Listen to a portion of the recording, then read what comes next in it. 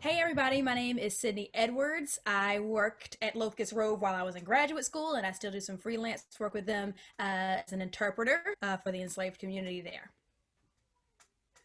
Hi, I'm Caisey Cole, and I work currently with Locust Grove as an interpreter as well. I just started, and I am in the process of forming my character, and I am also at U of L in the third year of my MFA. Whew. Yes, congratulations. Thank you. You got this. Um, so I guess we could talk about our experience as interpreters. We could start with that. I think that'd be a great place to start. Yes. Yeah. Um, I think you should go So first. You have had more tenure. Sure. I mean, no problem. So I think I actually had to go back and read notes because I kept a lot of notes about my process there. And a big person that helped me out was Joy Carew, who's a volunteer there as well, and she was in the Pan African Studies department at the University of Louisville. So she helped me do a lot of things, as well as Brian and Amy, who were on staff there. Um, I had never heard of enslaved first person interpretation. Like I had known that that was a thing that maybe people did somewhere, but I had never heard of anybody doing it, especially a black person. I was like, oh, we could do that. It was just new information for me, but it made a lot of sense. The symmetry between like becoming an interpreter and my experience as an actor. And so the research, the character development, the improvisation that goes into that was very intriguing for me. And I remember when they first brought it to the department, there were maybe four or five African American women in the department at the time, and like nobody wanted to touch it with a 10-foot pole. Like I feel like there was like a stigma around it. Like, oh, I'm not gonna play a slave. That's no, right? So I was just really intrigued. So I was like, well, let's go see what it is, right? Um, and so while I was there, it was a lot of experimentation, so I definitely found myself starting in the third person. Like I built my character. My character was Rose. It's like what they call the composite character, right? So we don't really know a lot about them, but we just know tidbits here and there, and we can try to put it together and come up with something. Her name was on the records of the family, and I think she was mentioned in a letter. And the signifying thing that we did for her was a scarf, rose-colored headscarf, to kind of represent her. So yeah, a lot of third person at first, and I found that my experience definitely changed depending on what setting I was in on the property. I worked first in the distillery, which was a lot of fun. I really, really loved the distillery. That was my third person experience, and I did a lot more first person experience in the kitchen. So yeah, that's how I'll start. Tell me about how you got into it. I know you do a lot of cosplay stuff, so this is probably right up your alley, Do. right? Yeah, this is it's a little different for me than cosplay, but I actually already knew um some Civil War enactors, so I was like, oh, is it like that? Um, the first time that I ever really came across Locust Grove specifically is when I was teaching summer camp for Kentucky Shakes, Yeah. and yeah, and then I met Brian and the whole crew, and a little bit before that. It is because of cosplay that I stumbled upon one of the people that was married to somebody else that worked at Locust Grove. So I think that my journey here was inevitable. It was going to happen whether or not I was like on board with it or and I ended up being like really on board with it because I'm super into history, little tidbits of just what brought us here. Um, and I personally am Caribbean, so my roots don't necessarily lie in the US. Um, I'm British Caribbean more specifically. Cool. Um, and my roots don't necessarily lie in the US, but they are still a part of it. My great grandmother, I think maybe great grandmother, my parents knew that she was a slave. She was enslaved. And she worked as a chef, and she taught my great grandmother, who taught my grandfather recipes. Like once enslaved people were able to become indentured service, it went one towards the other. And so we had a family full of chefs at some point. And, you know, we all branched out into our own thing. But kind of coming back to here, I was like, oh, I kind of have some aspect of that already, and knowing about my history and wanting to know more. And Locust Grove approached it in such a way that it was immersive, and I really love immersive theater. And I really love immersive settings. And that's exactly what Locust Grove did. They revamped the entire thing to become something that is a learning experience rather than kind of just, you know, you watch and you see what happens, because at the same time, we don't know what happened to a lot of these enslaved folks. As you said, you're piecing together Rose. I'm still piecing together a character. I don't even have a name yet because a lot of the name logs are gone. Yeah. A lot of them are gone. So I am currently on my journey and trying to figure out what my name should be, like what I should speak to. I've already studied being in the dairy. And so I make butter, and that is super cool. And I'm really proud of myself for making butter, actually. But knowing how that's only a tidbit of what they did to make that plantation what it was, and operate so well that William Cron still has a name today. Yeah. You know, that just being a little section of that and making sure that the people that were enslaved have a voice today is exceptional to me. And a lot of people do have that stigma around playing a slave because for a while that's the only thing we were allowed to play. Yeah. Slaves and maids. And for me, I see it as an opportunity, because at the same time, those are still roles, and you can still make them dynamic and cool and awesome. And it's very likely that in this modern theater, you will not be playing as someone who's enslaved or someone who is a maid or in servitude, really, for your whole life. And even if you do, you can make a whole career out of it. Hattie McDaniel. Yes. you can make a whole career out of it.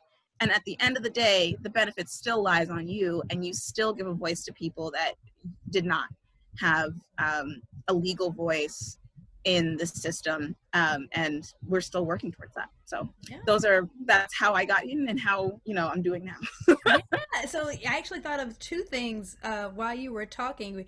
I think it's a brilliant gift to be able to trace your lineage the way you do. And I feel like people that were in the Caribbean had a fairer shot at that, or a better shot at being able to trace their lineage. I'm from North Carolina originally, and I know that, you know, my ancestors were enslaved. However, I can't trace it back because, again, the records that we have, not even here at Locust Grove, but, you know, everywhere, are so sparse, right? So it's not something that I can do, and I think that's one of the things that intrigue me. I want to know more about that time, about what our ancestors went through, because I think if we take the time to learn, if we take the time to realize that they were, so many things. Okay, so that they were skilled laborers, and they came here. Was my favorite, so my Michael Twitty quote, I love him. Empty-handed, not empty-headed, right? And the skills and the knowledge that we brought to places like Locust Grove across the South. And I got a chance to work with Michael Twitty, who is a food historian at Locust Grove, which was one of my favorite experiences there. He came and did like a week residency, and he cooked. He made the fire pit like in the ground. It was amazing. So amazing. And I think what was it? Bizarre Foods came out and filmed him in the kitchen. Like, I got to work in the kitchen with this amazing guy. And seeing him, he didn't do interpreting while he was there, but he was so knowledgeable about the enslaved people, about the food, about this niche that he had chosen to pursue. And it really inspired me, and it affected how I approached interpreting.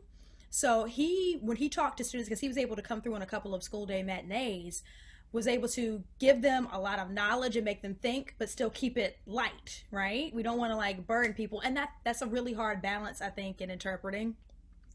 Um, Yes. yes, he was able to Yes. keep it really light, but really deep and informative. And he's the one that said they came here empty-handed, not empty-headed, skilled laborers. Which is all true.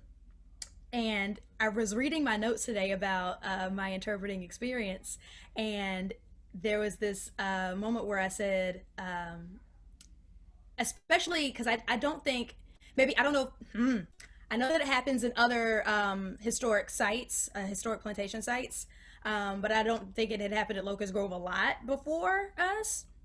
And I think the patrons are generally just really excited to see us and very intrigued that we're there and that we're doing this. And so I would get a lot more questions about Sidney and me personally Yes. and my character. And it was like, how much do I stay in character? Do I just go and talk to them? And so sometimes I would just talk to them because that seemed to be what made them comfortable. And if I would try to go back into character, they would get like really freaked out and shut off. Yes, I remember that. That happened to me just once during Christmastide. I just stayed in character, and I was really supposed to be doing more third person, but I kind of just really got into it because we had four chefs, I think it was, in the kitchen at that point, and we were making meals. We were making sweet potato pie, which I got to figure out a way to make sweet potato pie over a hearth again. That is great. That was a great pie. Yes. But we were doing that, and I was getting a lot of questions about Caisey and Mhm.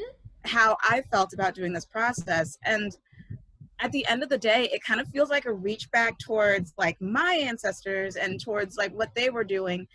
Obviously, we are paid. We are like we are benefiting from this in a way, but the benefit still comes from knowing these things and knowing that yes, they were and skilled while being enslaved, but they were Mhm. still skilled. They were always skilled.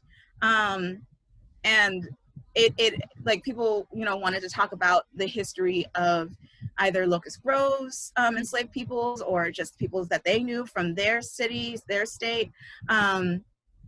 And also about like more modern traditions as well. And I like, even though I didn't necessarily have the information, I just felt more like, thank you for engaging with me. Yeah. Do not think that this is dark. It's Christmas time. Like, we are Right. supposed Some to people be are really engaging. scared. Some people are really scared to say anything.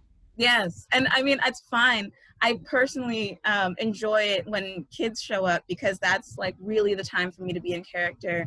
Mhm. Because at the end of the day, a lot of kids don't know the ramifications of enslaved peoples and what happened and what went through.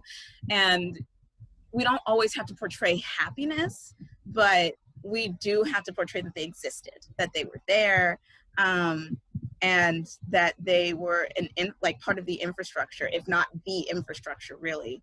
Um, it's it just reminds me of kind of modern times, like when a boss comes in and sees how much you've done, and they're like, wow, I didn't know you did this much. It's like, that's the job. That's I the job. love I love when the kids come through. That's actually the my favorite because they are willing to suspend their disbelief a lot faster and a lot more deeply than adults, right? And so I think one of the ways I would approach that back then, and we're actually, talking about trying to make some videos around it or duplicate it in some way. But I would simply ask them a simple question, do I'm an enslaved person. Do you know what that means? And some Yes. of them are like, yeah. Some of them are like, no. And so that's the opportunity to tell them, you know? And it becomes a teaching moment. At the end of the day, we have both gone through this MFA, Mm-hmm. and we are both teachers, and really working with students in a live, like visceral manner, to me is very important because that's the stuff that they remember.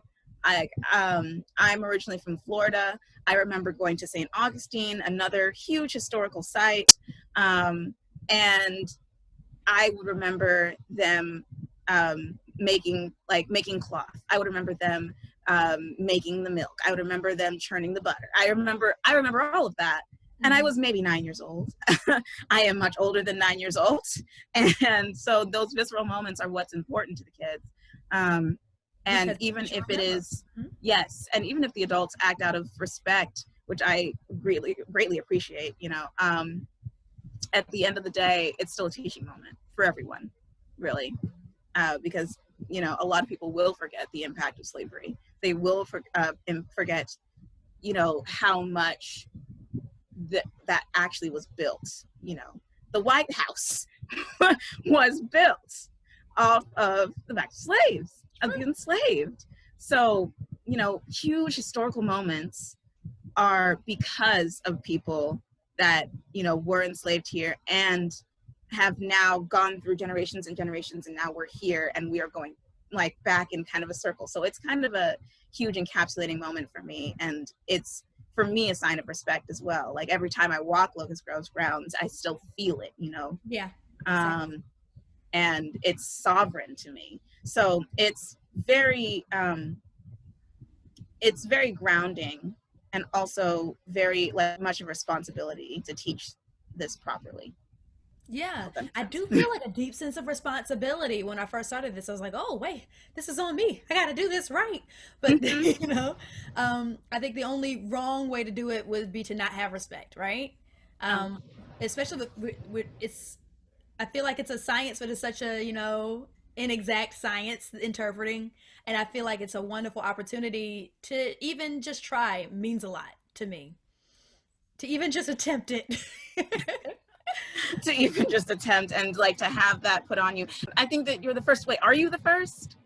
So yeah, I'm actually the first person in the current program, current iteration, to do the enslaved interpreting, and I'm definitely the first person from U of L's African American Theater Department to participate. So that's really Yeah, cool. because I got your packet, your end of year packet. So I was like, this is okay. So Sydney's like the blueprint on this. Um, so thank you, obviously, for all that research you did. It's already going to like jettison me into making another character. Awesome. So transitioning, considering that I think that we are in a time in our country's history where we have to restructure again. Um, and I'm not sure how you feel about that. Honestly, how do you feel about that? Because I have a lot of feelings. I definitely think we're at a point. I don't know what point it is, and I don't know what's about to happen from this point, but I don't think we can go any further without there being some major changes in how the country treats African Americans. Um, the thing is, uh, to tie it into Juneteenth, this is minor history lesson, right? But we had slavery, and then we had the Reconstruction era. That was a change. And Mhm. then we had the era where there was basically the neo-slavery or second slavery, where they incarcerated a lot of black men. And then the war on crime and crack epidemic of the 80s. And now we're Jim having Crow this whole thing laws. with brutality. It just keeps changing, but nothing is changing for the better. And I think we're finally, it took a whole pandemic and people having to be still to bring it out, but I am prayerful and hopeful that we are to a point where we can have some real change in our country. I am. Mm. I think much the same. Considering the pandemic, and we all did have to kind of just shut down and calm ourselves down for a minute and just hunker down and wait. I think that a lot of introspection came into what is the new normal, Heard and that a lot. what is normal, what is the new normal, what do we do here, and on top of that, why are atrocities still happening to the Black community while we're in a pandemic? Well, and that kind of went into, this is our status quo and we don't want that anymore. Mm-hmm. um, and I think that we're going into just a new normal, and it's kind of poignant that Juneteenth is like tomorrow, Yeah. and I think that it's a symbol. I think that is a huge symbol of like where we should be going. Yeah. And first of all, when I first heard the word Juneteenth, I thought it was a made-up word. I'm gonna be Okay. real transparent. I thought it When did you was. hear Juneteenth? How old were I you when heard you it when I found out was about young, Juneteenth? young. I heard it when I was young. like I maybe was like thinking, 6 or 7. I yeah. heard Juneteenth and I'm like, is that like a made up day? Like, what's going on? I had no idea what Juneteenth was. And it certainly never appeared in my schooling. Right. And I'll say this, I went to a private school. I went to a private Catholic school that they considered that their learning was higher in terms of academics. And I still had to learn a lot of my own history, and I still had to learn a lot of Black people's history. And so, you know, obviously that wasn't geared toward me specifically. And Juneteenth just felt made up. And then about 2 years ago, I think, maybe 3, someone was like, no, Juneteenth is real. And I was like, For what? real? Yeah. What? So someone explained what Juneteenth was to me. And I was like, well, isn't that just, you know, the Emancipation Proclamation? Like, isn't that the same thing? Mm. And the answer is no. No. The answer is no. I think we should take a second to like really lay it out. Like, what is Juneteenth? I did my reading. So to to counter your experience, I actually did not find out about Juneteenth until after I graduated college. I was that old before I even knew that it was a thing. And so in my research today, so that I would have a good solid answer for you today, Juneteenth I as well. is the celebration of when the slaves were freed in Galveston, Texas. So the Union fell apart and they sent somebody to tell the people in Galveston, and that was a full 2.5 years after the signing of the Emancipation Proclamation on June 19th, 1865. Yep. And not only that, I'd read that it was like the enslaved there didn't even know the war was over until they came through and said, like, not just that the slaves were you know, released, were freed, but that they didn't even know the war was over. They were like, oh, the war's done. The war's done. It's done. That's wait. A whole 2.5 years later, they said, yeah, wait, we should go tell the people in Texas. Yeah, so that happened. Yes, a mess. But what is so interesting is about the holiday itself, and this is probably a reason why I didn't know about it, is because it does not get a lot of recognition. So it was like a, you know, cultural tradition, annual cultural tradition. But I looked it up. Texas didn't even make it an official holiday until 1980. And then everybody else followed suit sometime this century, except for Hawaii. They haven't done it yet. Yeah. And it's not a national holiday. So it's not something that everybody is celebrating. Still, this year, because of everything that's happening, there have been several companies that are taking it as company holidays. I think that's amazing. Yes, And paid holidays, like, you know, President's Day is a paid holiday sometimes. Like, this is not, and now it is. right. And so I had to look up, you know, what do you do on Juneteenth, right? And what do you do? And so it's basically a huge celebration. And there's so many different types of it. Like, it basically feels like a big family reunion, a big family cookout. That's what I read. It felt like the things we do every summer anyway. I also read on Michael Twitty's blog that red foods are associated with Juneteenth. So barbecue sauce and Watermelon. and watermelon. Hey, you know, it's a stereotype, but it's also really good. And Summer food, so summer, yeah, barbecue. June. Yeah, there you go. Yeah. So yeah, Uh, that's what you do on Juneteenth. yes. And you celebrate, it's basically a huge family reunion. Obviously, in the times of COVID, we should steer away from that. But at the same time, you know, yeah, just kind of pare it down a bit. But at the same time, you know, it's also realizing I think I realized the political ramifications of it for a while. Obviously, we had the rally that's scheduled for Juneteenth. And I think knowing the significance of it is interesting in parallel to that. But on top of that, there's also, oh goodness, there is the traditional ways of celebrating it, like the very first couple years of celebrating Juneteenth. Mm-hmm. They went from taking off the garb that they had. And it was very symbolic. They went from, you know, celebrating things like that, and also taking off the garb that they had when they were enslaved and like throwing it into the creek and letting it wash down, and, you know, making new garb, finding new cloth, all of this stuff. And it's a symbol of just shedding what was and looking forward to what can become. And I was like wowed by that. Like, obviously, you know, we celebrate things like Memorial Day and July 4th with like barbecues and celebration and, yes, independence, fireworks, things like that. But it's also just like shedding the old negativities and becoming new. And I thought that was like, oh, so nice. Just a symbol of change. Yes. Juneteenth is a celebration of change. And I think that's so beautiful.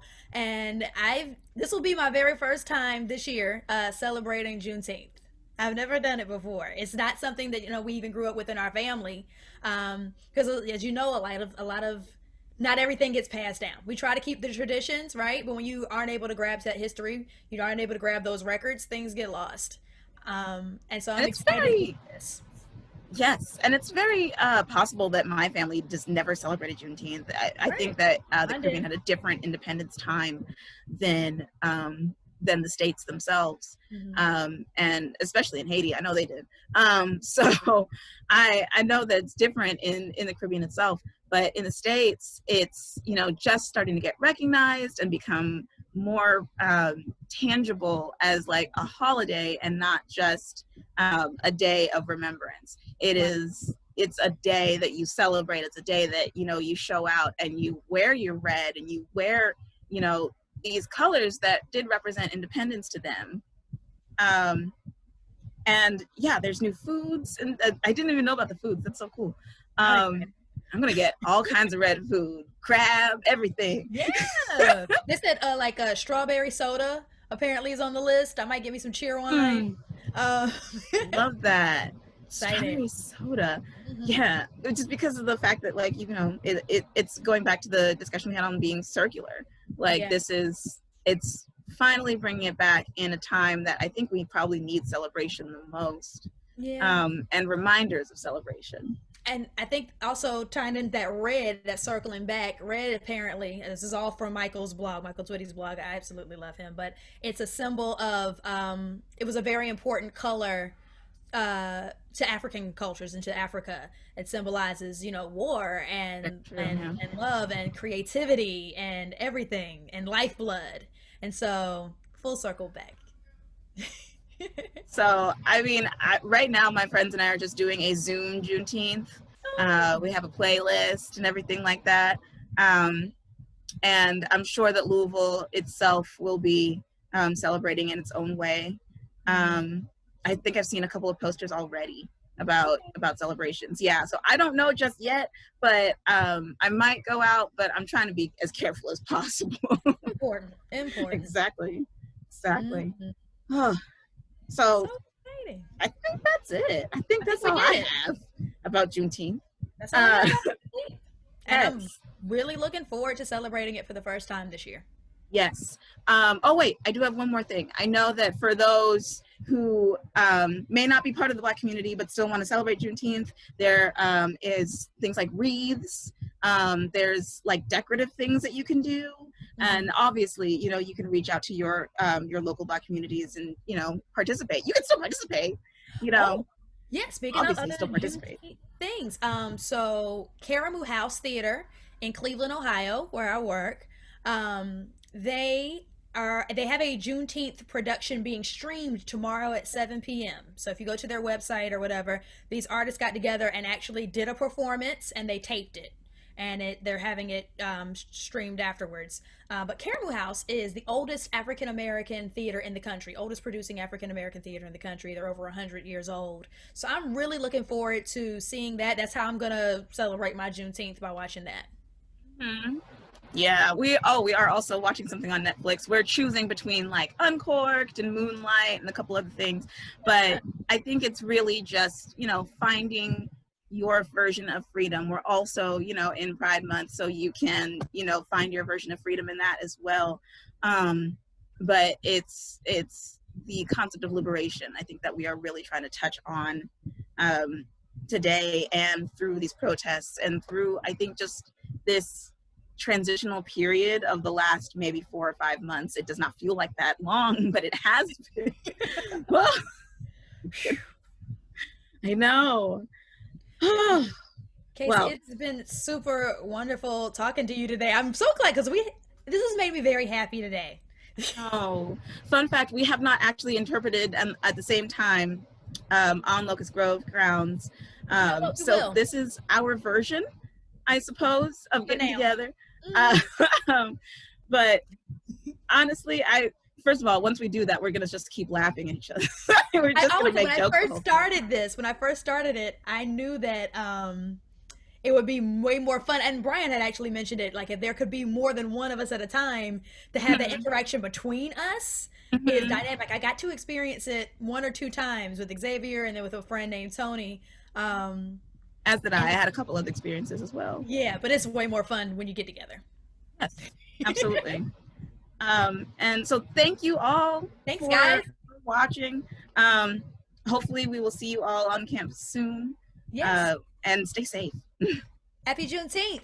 Happy Juneteenth! Yes!